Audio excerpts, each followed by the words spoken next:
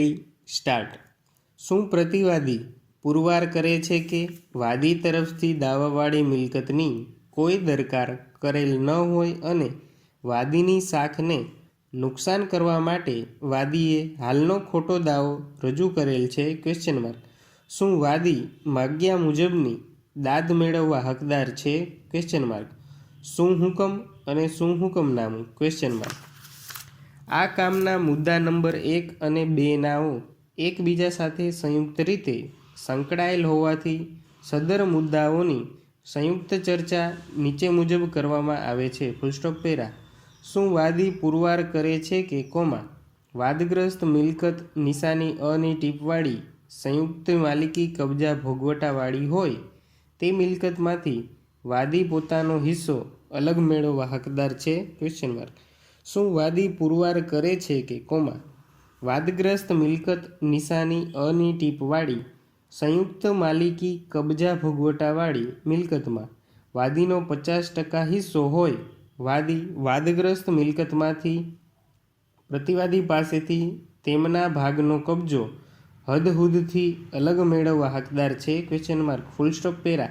આ કામના પક્ષકારો તરફથી હાલનો દાવો દાવાવાળી મિલકતમાંથી વાદી દ્વારા ભાગ મેળવવા માટે દાખલ કરેલ છે તે સંબંધે રજૂ થયેલ પ્લીડિંગ્સ, પુરાવાઓ, દલીલો અને ચુકાદાઓને લક્ષમાં રાખી મૂલ્યાંકન કરતા આ કામના વાદી તરફથી પોતાના આંક 49ની જુબાનીમાં સ્પષ્ટ પુરાવો રજૂ કરેલ છે।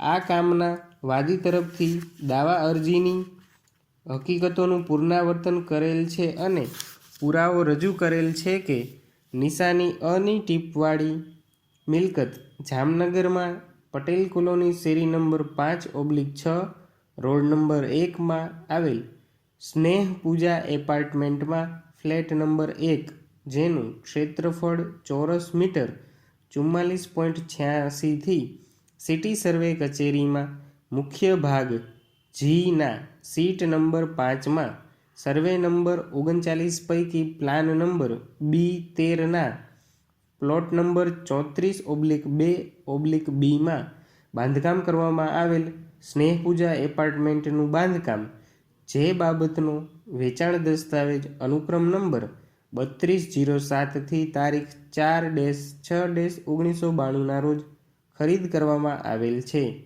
જે દસ્તાવેજની ખરી નકલ આ કામે આંક 46થી રજૂ કરેલ છે। સદરહુ આંક 46ના દસ્તાવેજને વંચાણે લેતા લખાવી લેનાર 1 શ્રી અશ્વિનકુમાર બી નિર્મળ તથા 2 શ્રી મહેશકુમાર બી નિર્મળના નામે શ્યામ એન્ટરપ્રાઇઝના નામથી ચાલતી ભાગીદારી પેઢીના ભાગીદારો પાસેથી 4/6/2092ના રોજ ₹1,20,000ની કિંમતથી ખરીદ કરેલ છે। સદર દસ્તાવેજના પાના નંબર 3 ઉપર મિલકતનું વર્ણન તથા પાના નંબર 4 ઉપર ચતુર્દિશા દર્શાવેલ છે, જે પૂર્વે 25 ફૂટ પહોળો રસ્તો, પશ્ચિમે ફ્લેટની સીડી તથા પેસેજ, ઉત્તરે ફ્લેટનું એન્ટ્રન્સ તથા પેસેજ, દક્ષિણે પેટા પ્લોટ 3/2A વાળી જગ્યા, સ્ટોપ।